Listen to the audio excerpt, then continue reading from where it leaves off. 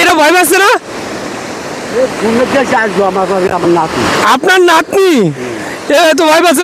ও ভাই, আমি তো ভয় পাচ্ছি এই সাগরে। ওই দেখেন,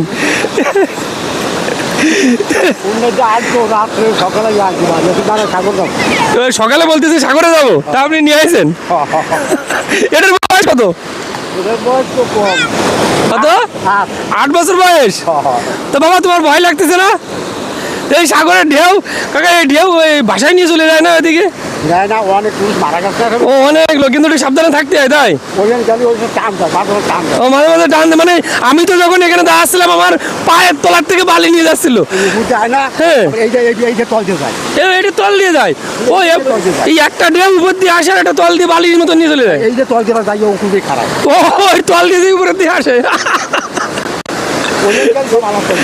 ও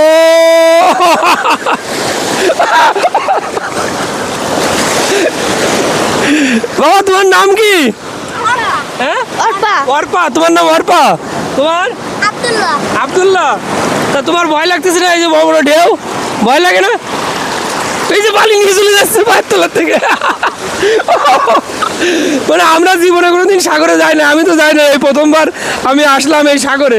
তা এসে মনে করেন যে আপনি দাঁড়াইছিলেন, একটু সাহস করে দাঁড়াইতে পারতেছি, নইলে পায়ের নিচের থেকে মাটি যখন চলে যাচ্ছে তখন ভয় লাগতেছে।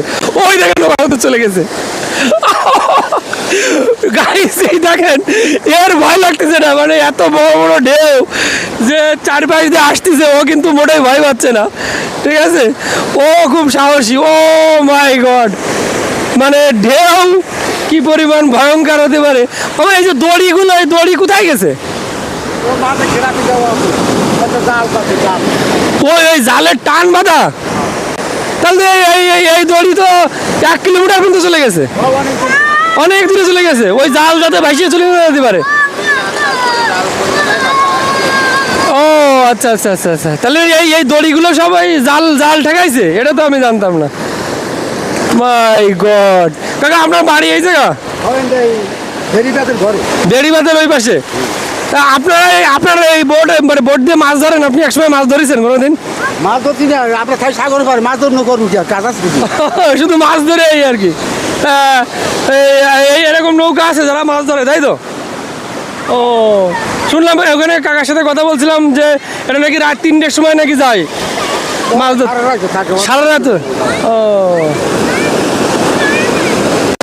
মাই গড, এই বীজ, কাকা, এরকম যদি বীজ ধরে চলে যায় কয় কিলোমিটার যাওয়া যাবে? ও আর কোন না, আর সিটাঙ্গো যাইতে চট্টগ্রাম পর্যন্ত চলে